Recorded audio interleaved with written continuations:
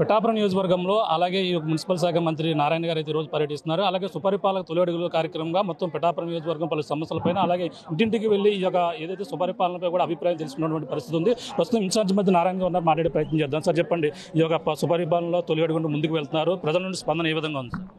ప్రజల నుంచి స్పందన చాలా అనూహ్యంగా ఉందండి. ఎక్కడికి పోయినా, ఏ జిల్లా ఏ కాన్స్టిట్యున్సీకి పోయినా, ఏ విధికి పోయినా. అయితే ఇందులో గత ప్రభుత్వం చేసిన కొన్ని అవకతవకలు ఉన్నాయి.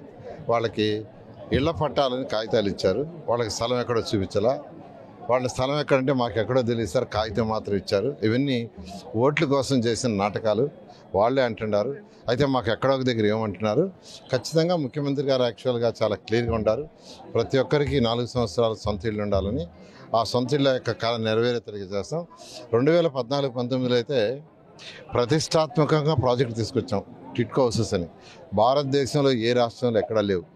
ఎందుకంటే ఆ రోజు ముఖ్యమంత్రి గారు నాకు చెప్పింది ఏంటంటే, ప్రతి మహిళ తన భర్తతో పిల్లలతో ఆనందంగా ఉండి ఇల్లు కట్టున్నారని అదొకటే అన్నారు. ఎంత ఖర్చు అయినా పర్వాలేదని. నేను అనేక దేశ విదేశాల్లో అమరావతి రాజకోసం తిరిగినప్పుడు అక్కడ ఇల్లు చూశాను పేదలకి. అలాంటి టిట్కో హౌస్ నిర్మించాం.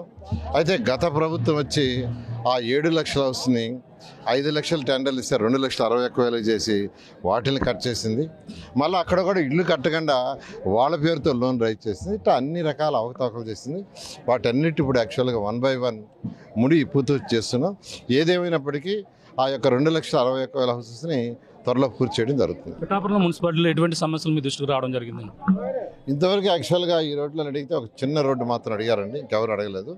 ఒక డస్ట్బిన్ యాక్చువల్ కావాలన్నారు, ఇమీడియట్గా సాయంకాలం లోపల పెట్టమని. ఎందుకంటే ఈ వీధులంతా ఎక్కువగా మిరపకాయల యొక్క తొడల్ని వలిసే యొక్క వ్యాపారం చేస్తున్నారు. దాదాపు 150 నుంచి 200 కుటుంబాలు చేస్తున్నారంట. వాళ్ళు అడిగింది ఏంటంటే ఒక డస్ట్బిన్ పెట్టించాలి, ఆ కారు మా మొహాన్ని కొడుతుందన్నారు.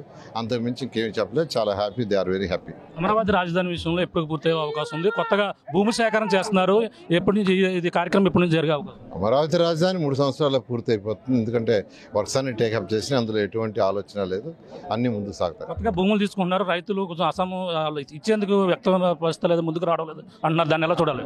గ్రామ కమిటీ మీటింగ్లు పెట్టామండి. 90% యాక్చువల్గా యాక్సెప్టెన్స్ ఇచ్చారు. అందువల్ల ఏదైనా ముఖ్యమంత్రి గారితో డిస్కస్ చేసి సభ్యులందరితో, ఎవరైతే శాసనసభ్యులు ఉన్నారో వాళ్ళందరితో డిస్కస్ చేసి ముందుకు పోవడం జరుగుతుంది. అంటే భూముల సేకరణ విషయంలో పవన్ కళ్యాణ్ గారికి ఇష్టం లేదు దీని మీద అని కూడా ఒక ప్రచారం జరుగుతుంది, వార్త. ఈ కేబినెట్లో కూడా దీన్ని వ్యతిరేకించారు పవన్ కళ్యాణ్ కూడా అంటున్నారు. దీన్ని ఎలా చూడాలండి? అటువంటిది ఏమీ లేదండి. యాక్చువల్గా ఈరోజు ఎన్డీఏ ప్రభుత్వం, అటు బీజేపీ కానీ, జనసేన కానీ, తెలుగుదేశం కానీ అన్నీ కూర్చొని డిస్కస్ చేసి సవ్యంగా ముందుకు పోతూ ఉంది. Thank you.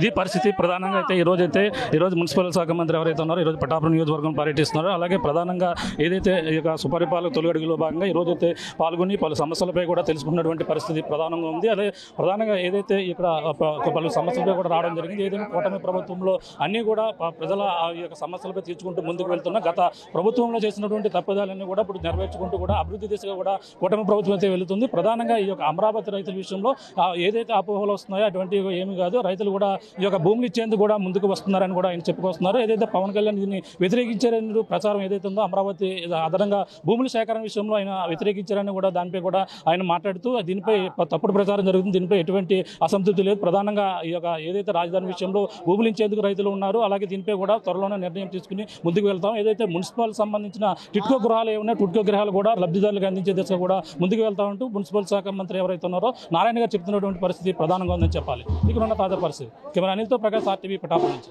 తెలుగులో న్యూస్ కి ఫాస్టెస్ట్ యాప్ ఇప్పుడు టోటలీ న్యూ అవతార్లో జస్ట్ 5 seconds లో complete news.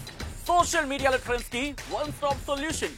Live TV app voice search option తో ఇప్పుడే డౌన్లోడ్ చేయండి లేదా అప్డేట్ అయిపోండి. యాప్ లింక్ డిస్క్రిప్షన్ లో ఉంది.